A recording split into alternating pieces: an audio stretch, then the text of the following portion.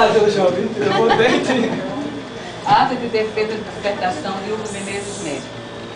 Às 16 horas do dia 28 de fevereiro de 2008, no Auditório de Filosofia da Universidade Federal de Pernambuco, foi proferida em ato público a defesa de dissertação para obtenção do grau de mestre em Antropologia do mestrando Hugo Menezes Neto, que apresentou a dissertação intitulada O Balancê no Arraial da Capital, quadrilha em tradução e tradição do São João do Recife.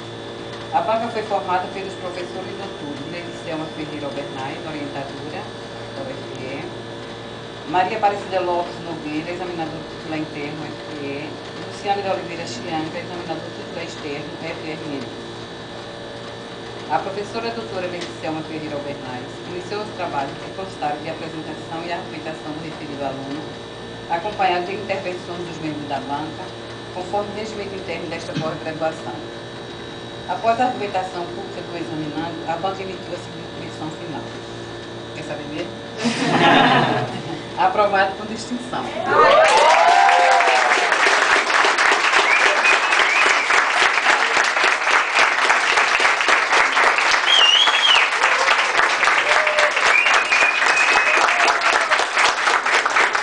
Para constar, os senhores membros da banca dataram e subscreveram a presente ata para que as tenham sido integrados.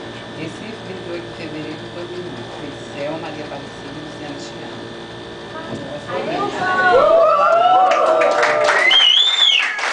Aí, pessoal, eu agradeço a todo mundo, né? Então, Não é de ouro, mas é a de gente vai comer fora, tá?